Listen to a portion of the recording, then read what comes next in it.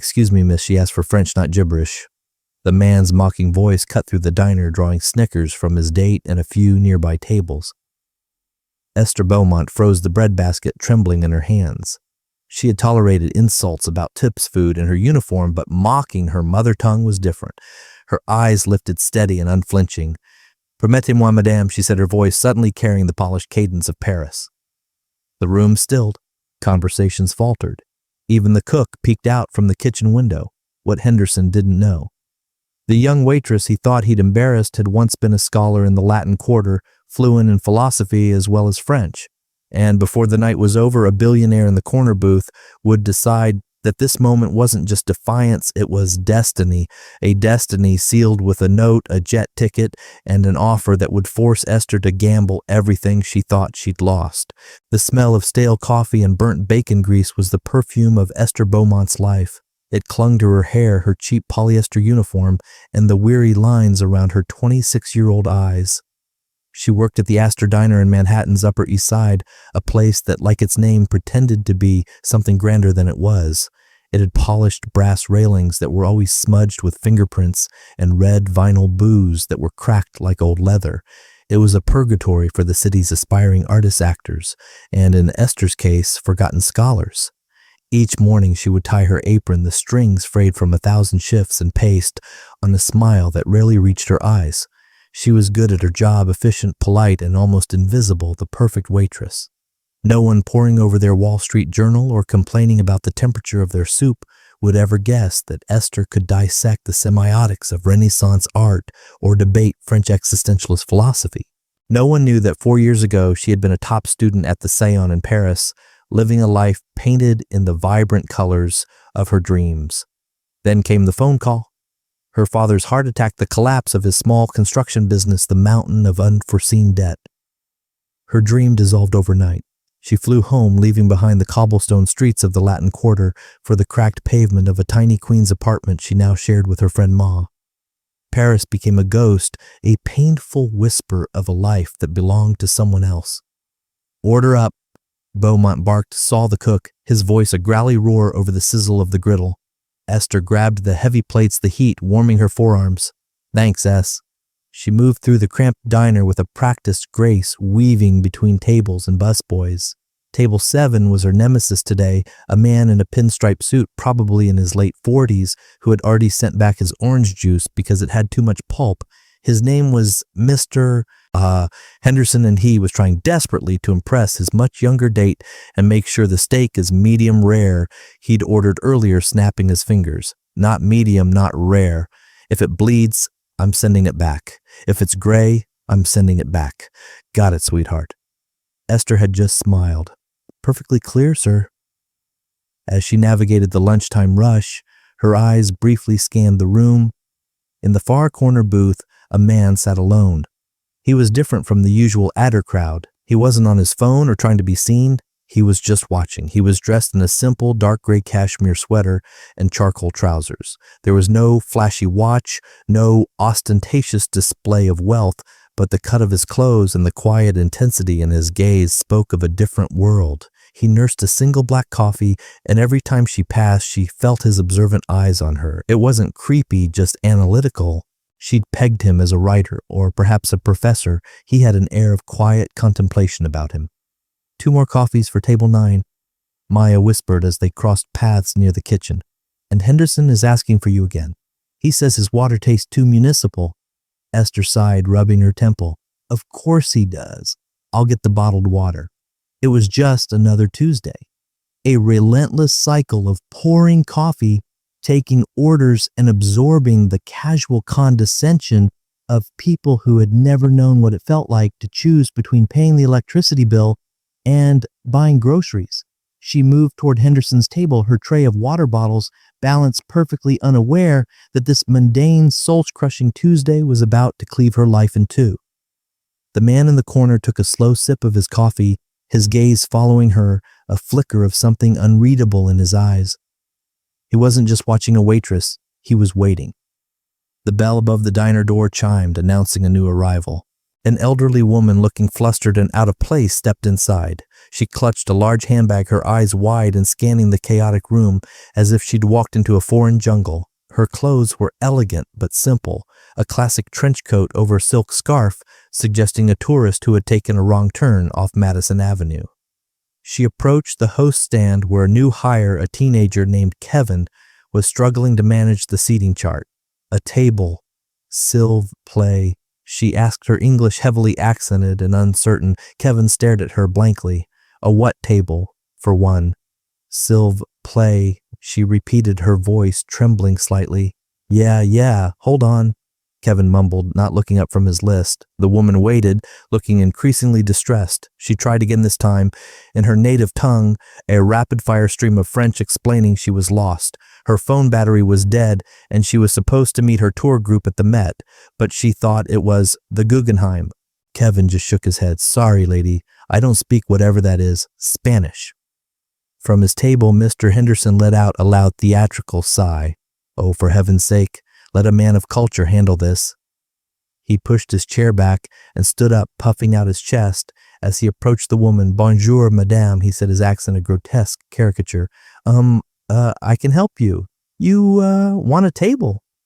The French woman just looked more confused. Esther, who was delivering a basket of bread to a nearby table, felt a hot flush of second-hand embarrassment. It was painful to listen to. Henderson was butchering the language, turning its beautiful lyricism into a clumsy assault on the ears. Voulez-vous? Sit down. He continued, gesturing wildly at an empty table. Esther couldn't stand it anymore. It was more than just his terrible French. It was his arrogance, his smug satisfaction in making a spectacle of this poor, lost woman. It was the same condescension he'd shown her all afternoon. Something inside her, the part of her that remembered strolling along the sand and debating Foucault, finally snapped. She placed the bread on the table, wiped her hands on her apron, and approached the elderly woman. The man in the corner booth. Alexander Sterling leaned forward ever so slightly.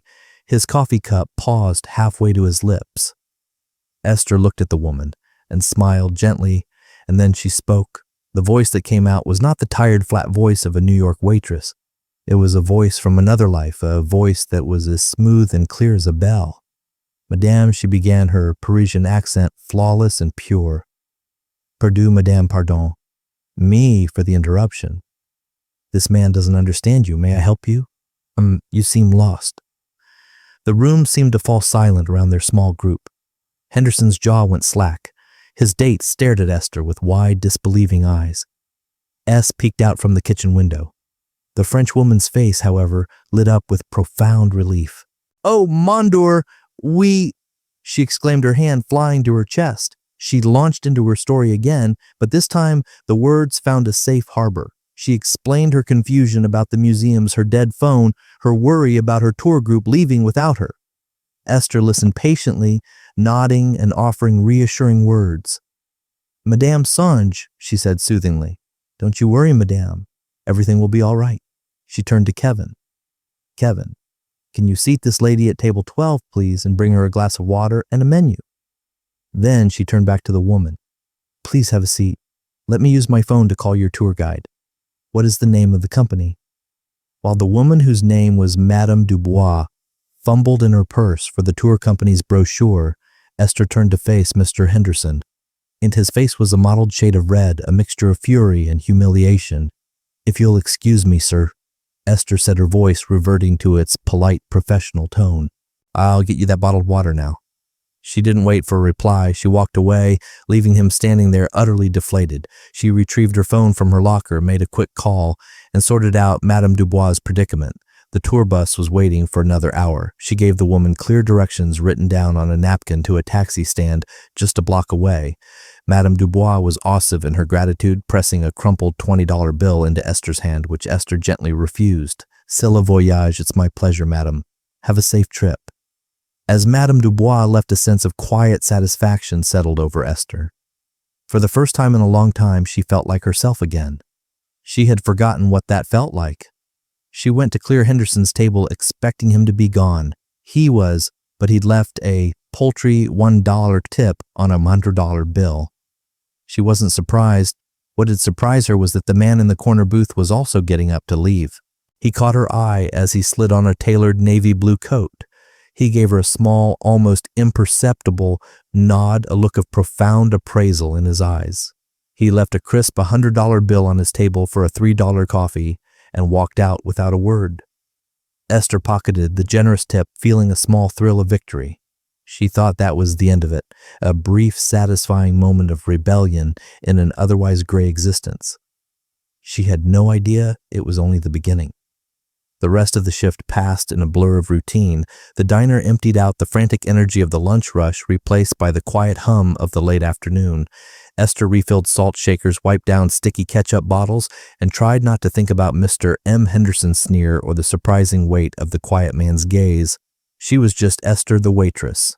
Then the flicker of the Sorbonne student had been hold, just that, a flicker. When her shift finally ended at 5:00 p.m., she felt the familiar ache in her feet and the deeper ache in her soul. She slung her worn messenger bag over her shoulder and headed for the back exit. "Hey, Beaumont." She turned. It was S wiping his hands on his greasy apron. He was holding something, a sleek black envelope. The quiet guy, the one in the corner booth. "He came back a few minutes ago, said he forgot to give this to you. Told me to make sure you got it personally." Esther frowned, taking the envelope. It was made of heavy, expensive cardstock, unlike anything she'd ever held. There was no name on it, no address. Just a simple, elegant silver seal. Holding it closed the stylized wings of what looked like a falcon. "Weird, right?" S grunted. "Looked like a spy or something." "Anyway, see you tomorrow." Esther murmured her thanks and slipped out into the alley. The evening air was cool against her flushed skin. Leaning against the brick wall under the dim glow of a security light, she broke the seal. Her fingers trembled slightly.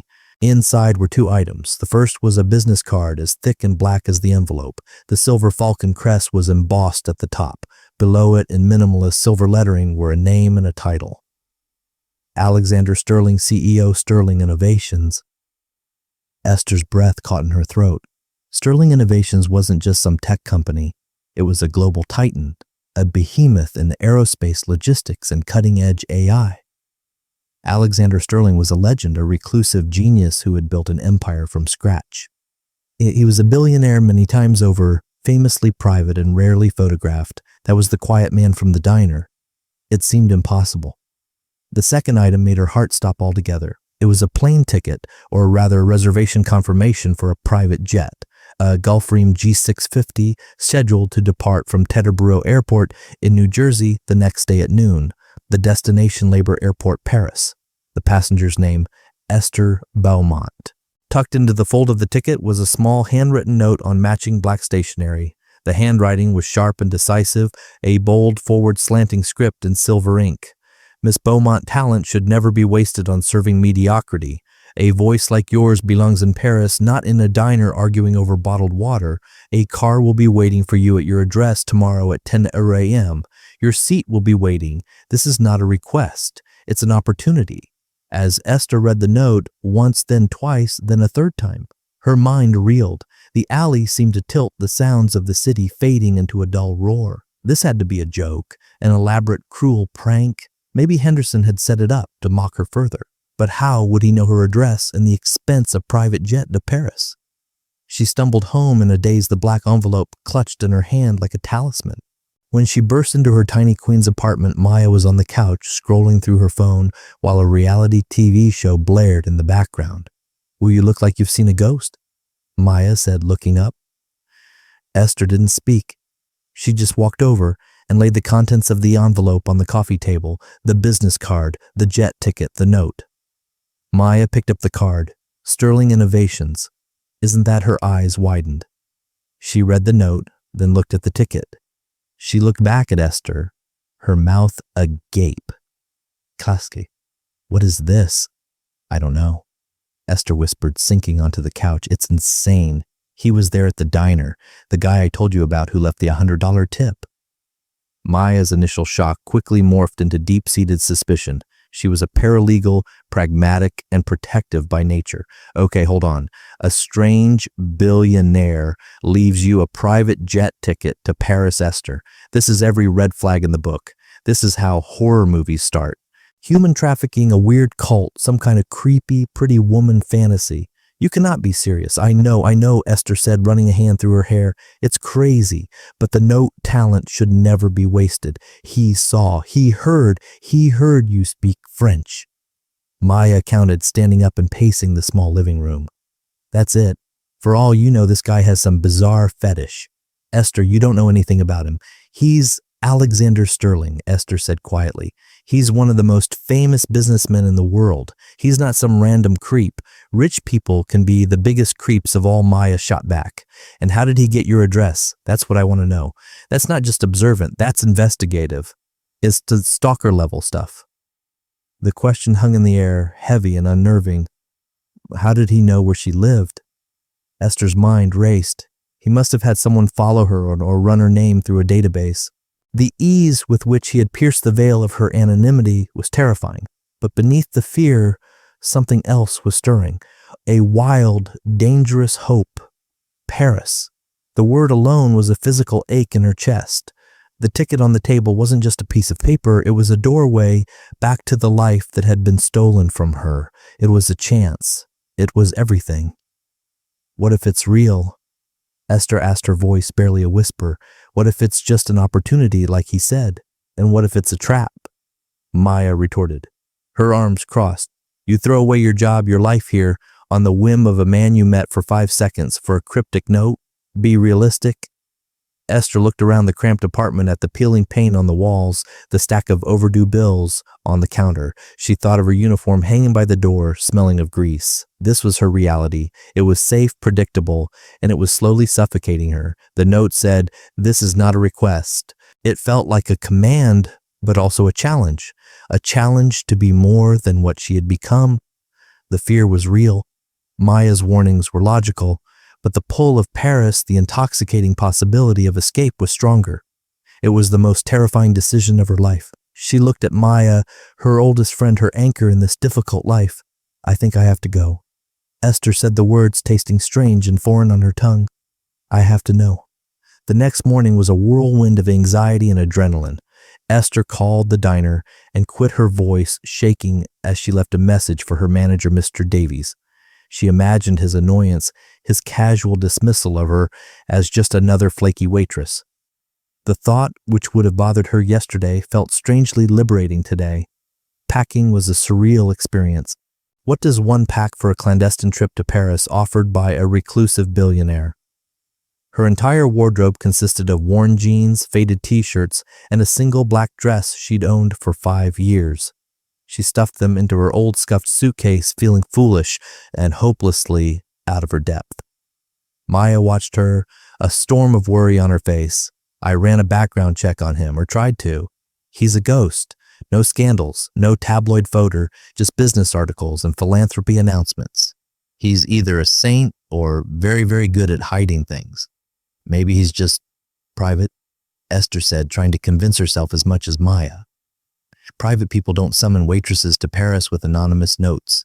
Mia shot back. I'm serious, Chloe. I put a tracking app on your phone. Don't you dare turn it off. And I want you to check in with me every 3 hours. If I don't hear from you, I'm calling the embassy, the JARM, the CIA. I swear to God, Esther hugged her friend tightly, grateful for her fierce loyalty. I'll be careful, I promise. At precisely 1000 a.m., a black Mercedes-Benz S-Class sedan, so silent it seemed to materialize out of thin air, pulled up to their apartment building. A chauffeur in a crisp black suit stepped out and opened the rear door. He didn't ask for her name, he simply nodded and said, Miss Beaumont, we are ready when you are. The ride to Teterboro Airport was silent and smooth. Esther stared out the tinted windows at the city rushing by, feeling a profound sense of detachment, as if she were watching a movie of someone else's life. They didn't go to the main terminal, but to a private executive hangar. There, gleaming on the tarmac, was the Gulfstream G650. It was a vision of power and grace larger and more imposing than she could have ever imagined. A flight attendant with a warm smile greeted her at the steps. Welcome aboard, Miss Beaumont, Mr. Sterling has arranged everything for your comfort. May I take your bag? The interior of the jet was a study in understated luxury. Cream leather seats, polished mahogany wood, and subtle silver accents that echoed the falcon crest. It was more like a flying luxury apartment than an airplane. She was the only passenger. As the jet taxied down the runway, Esther's heart hammered against her ribs. This was it, the point of no return. The engines roared and the plane surged forward with incredible force, pressing her back into her plush seat. Within moments, they were airborne, climbing steeply into the clouds. Below her, New York City shrank the diner. Her apartment, her old life, all of it vanishing into a haze. She was untethered, suspended between the world she knew and a future that was a complete and terrifying unknown. The flight attendant served her a lunch that was better than any meal she had ever served at the Astor Diner. Poached salmon asparagus with hollandaise and a glass of champagne that fizzed like liquid stars on her tongue. It all felt like a dream. She half expected to wake up to the sound of her alarm clock in her tiny queen's bedroom. But 7 hours later, the dream continued. As the jet began its descent, the lights of Paris emerged from the darkness below, a glittering carpet of gold and silver. The Eiffel Tower lit up in its nightly spectacle, pierced the sky like a diamond needle. A lump formed in Esther's throat.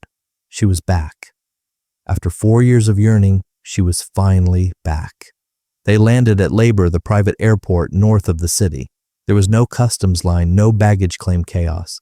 She was escorted from the plane directly to another waiting car, another silent chauffeur.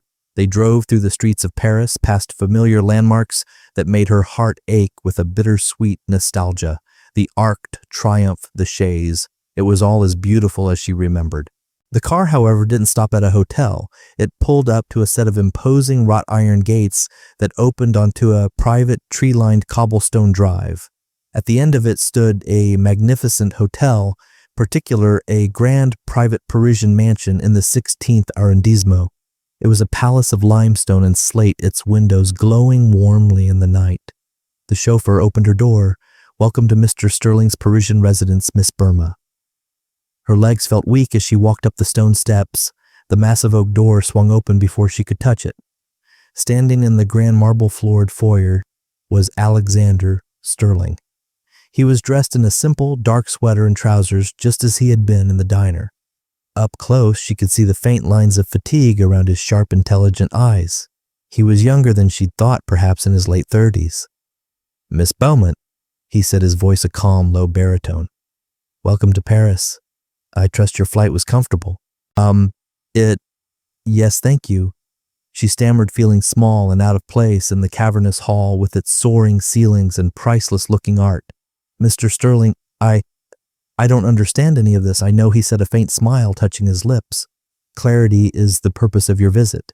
But first, you must be exhausted. My housekeeper will show you to your room. We can talk in the morning." He gestured, and a woman in a gray uniform appeared. As Esther followed her up a sweeping staircase, she glanced back. Alexander Sterling was watching her with the same unreadable, analytical expression he'd had in the diner. He hadn't explained a thing. The mystery, she realized, was only getting deeper. This was not a gift. It was a prelude. Esther awoke to the unfamiliar sensation of sleeping on sheets with a thread count higher than her monthly rent. Sunlight streamed through tall French windows, illuminating a bedroom that was larger than her entire queen's apartment. It was exquisitely decorated in shades of cream and soft gray, with a small marble fireplace and a private balcony overlooking a manicured garden. A fresh kvass and a cup of coffee were already waiting for her on a small table. It was a beautiful cage, and she was still a prisoner of confusion. After dressing in her one good black dress, which now felt woefully inadequate, she made her way downstairs.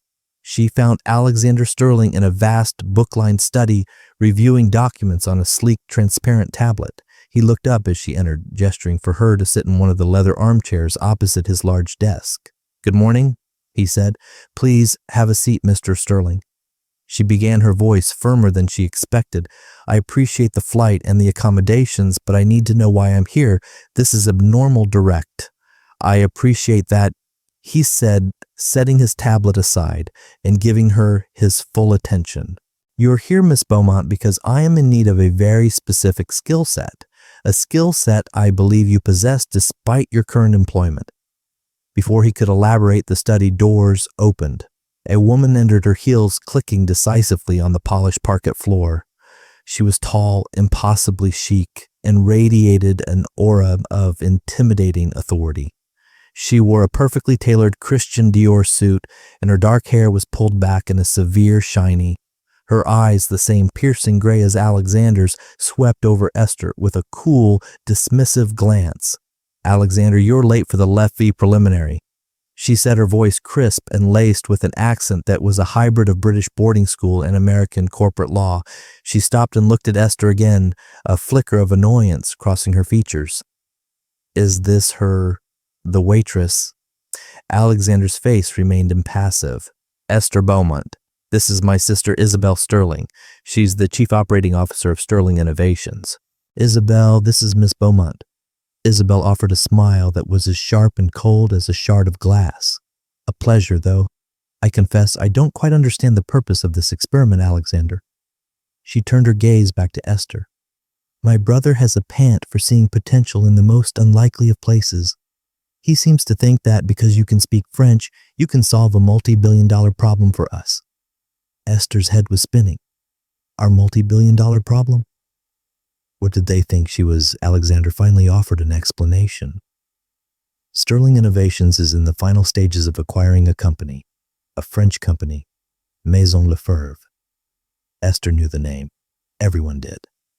Maison Lefebvre was a legendary Parisian luxury house founded in the 18th century.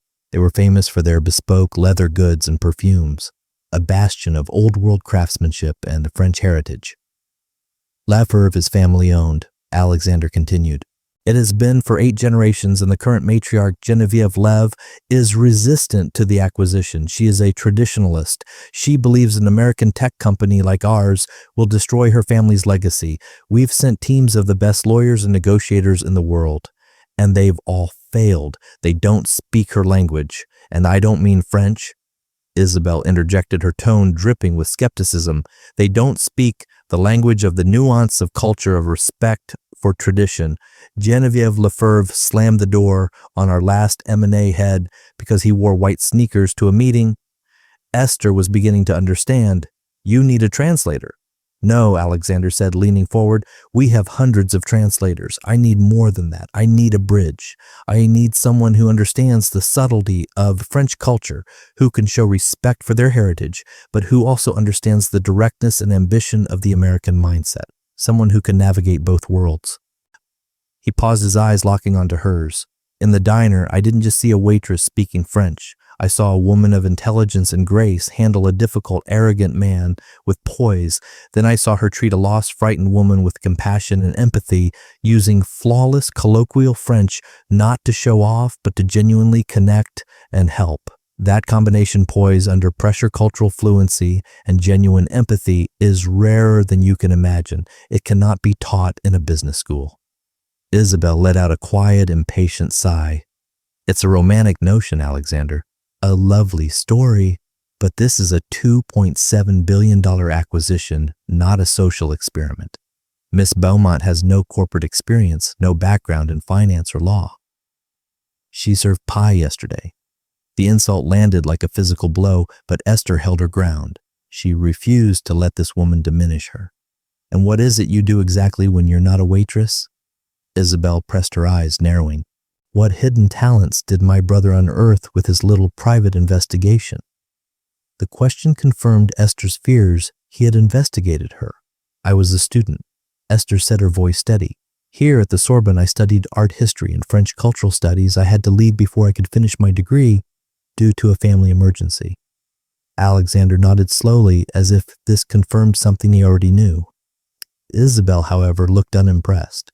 "So you're a college dropout," she stated flatly. "My sister lacks a certain subtlety," Alexander said, shooting a warning look at Isabel. "Here's the situation, Miss Beaumont. This is not a vacation. It is, for all intents and purposes, a job interview. The most unorthodox job interview of your life. I want you to be part of the team meeting with Genevieve Lefebvre and her family. I don't want you to negotiate finances. I want you to listen to observe, to build a bridge where we have only found walls. And if I succeed, Esther asked, if you help us secure this deal, Alexander said, I will create a position for you at this company, Director of Cultural Integration for our European acquisitions. You will have a new life, a salary that will solve any family debt you might have, and a career that utilizes your actual talents. I will also fund the completion of your degree should you still wish for it. It was an offer that was beyond comprehension, a lifeline not just to solvency, but to a life she thought was lost forever. And if I fail, Isabel answered before Alexander could. If you fail, Miss Beaumont, a car will take you back to labor, and you'll be on the next flight back to New York. You can have your old job back at the diner. We will, of course, compensate you for your time. Her tone made it clear that failure was the only outcome she expected. The weight of their expectations of the entire surreal situation pressed down on Esther. This was insane. They were asking her to step into a corporate Shark Tank with nothing but a half-finished arts degree and her fluency in French. It was an impossible task. But then she thought of the diner, the grease, the condescension, the slow, grinding death of her spirit. Failure here meant returning to that. Success meant everything. She looked from Isabel's cold, challenging stare to Alexander's quiet, expectant one. She took a deep breath. When is the meeting? She asked. The next 2 days were a brutal, high-speed education in the world of corporate acquisitions. Esther was given an office in Sterling's Parisian headquarters on the Place Vendôme, a space with a view that was probably worth more than she had earned in her entire life. She was buried under an avalanche of files, financial reports, market analyses, legal documents, and most importantly, a thick dossier on Geneviève Lefebvre and her family. She devoured every page.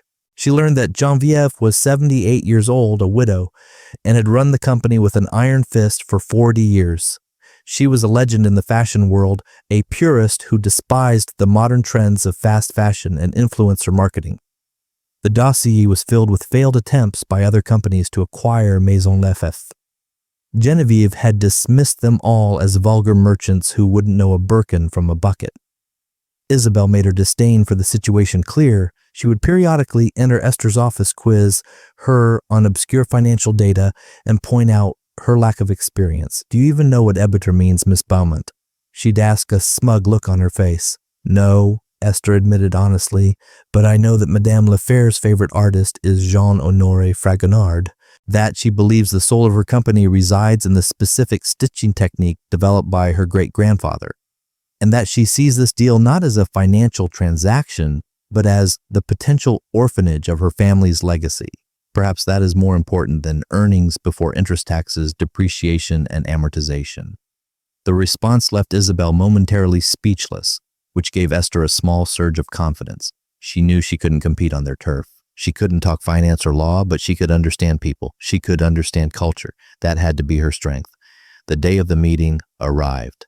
Esther was a bundle of nerves. A stylist summoned by Alexander had provided her with a simple, elegant navy blue dress by a discreet French designer and low heels.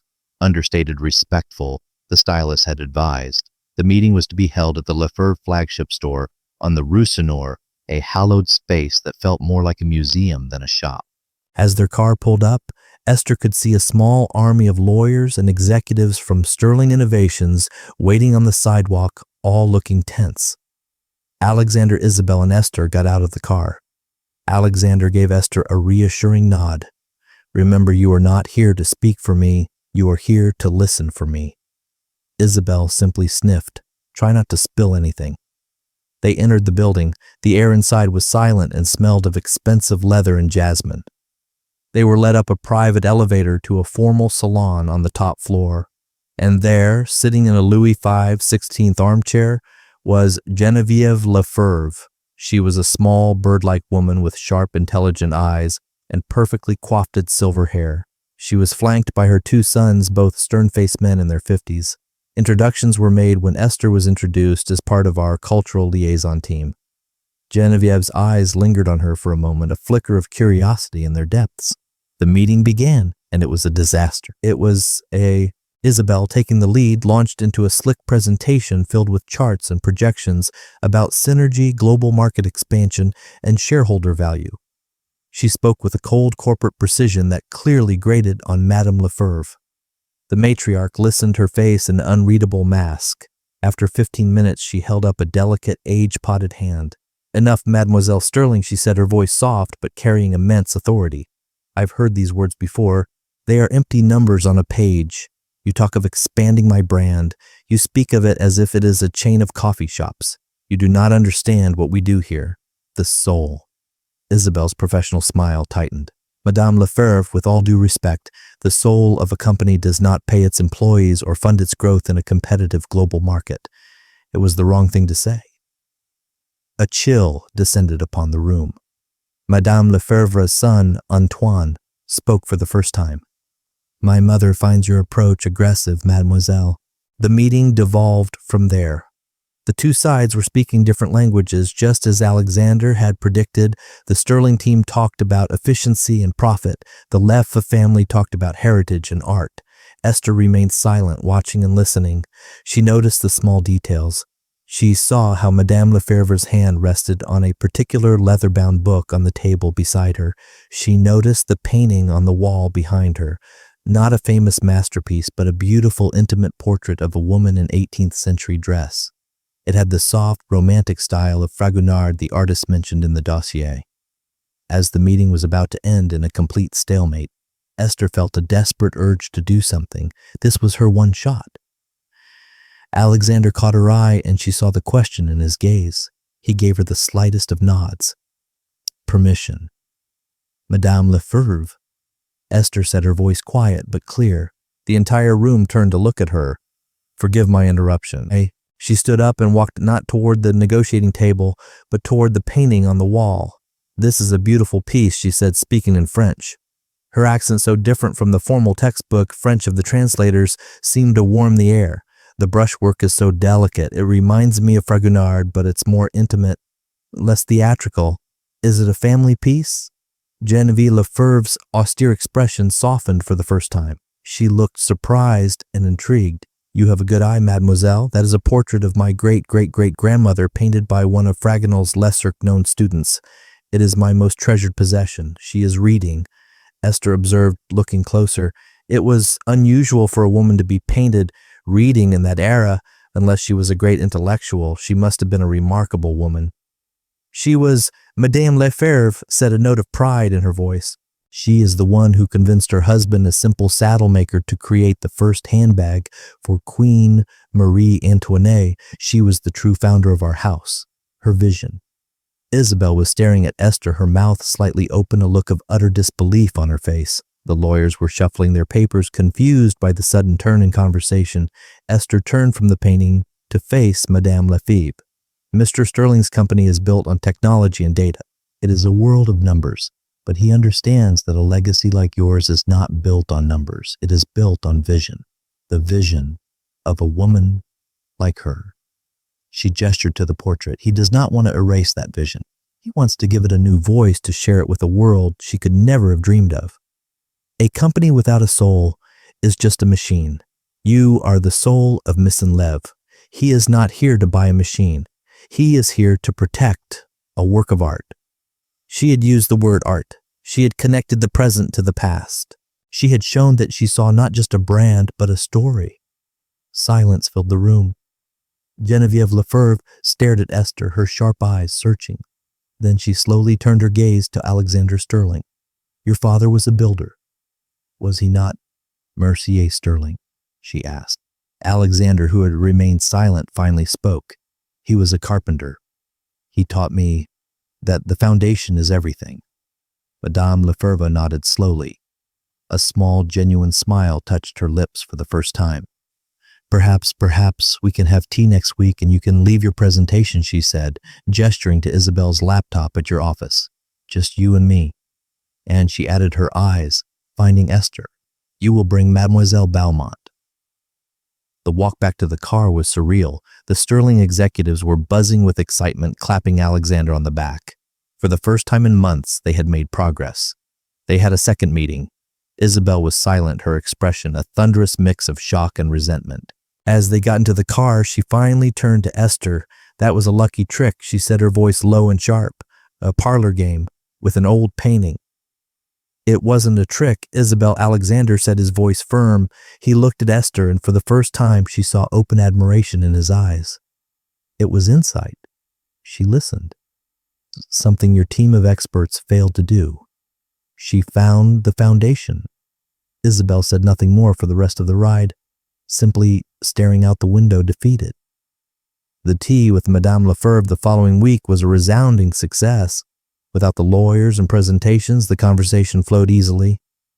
Esther acted as the bridge, just as Alexander had hoped. She would translate not just their words, but their intent. When Alexander spoke of platforms and digital ecosystems, Esther would rephrase it to Madame Lefebvre as creating a digital atelier where the stories of the artisans could be shared with the world. They talked for hours, not about money, but about art history and legacy. By the end of the week, the deal was signed. Maison Lef was now part of Sterling Innovations, but with contractual guarantees protecting its heritage, its French workshops, and with Geneviève Lefebvre herself appointed to a lifetime seat on the board as a brand guardian. The night the deal was finalized, Alexander hosted a small celebration at his mansion. Esther stood on the balcony of her room, the same one she had woken up in just over a week ago, looking out at the twinkling lights of Paris. She felt like a completely different person from the weary waitress who had stepped off that plane. Alexander came to stand beside her. For a few moments they stood in comfortable silence. "I owe you a great deal, Esther," he said finally. "You gave me an opportunity," she replied. "That's more than anyone else ever has." "The offer I made is on the table," he said, turning to face her. "Director of Cultural Integration, a very generous salary, a housing allowance here in Paris, and a blank check for your education. It's yours. No interview required. This was it, the culmination of the impossible dream, a new life handed to her on a silver platter. But something had shifted in her over the past week. She had not just been acting as a bridge for him, she had been rebuilding a bridge to her own forgotten self. "Thank you," she said, her heart pounding. "It's an incredible offer, but I have a counter-proposal." Alexander raised an eyebrow, a flicker of amusement in his eyes. "I'm listening." "I don't want the job as a gift," she said, "and I don't want you to pay for my degree. I want you to invest in me, not as an employee you discovered, but as a partner you value." She took a breath, summoning all the confidence she had gained. "I want to run the Maison Lefebvre integration not as a director of a department, but as the project lead.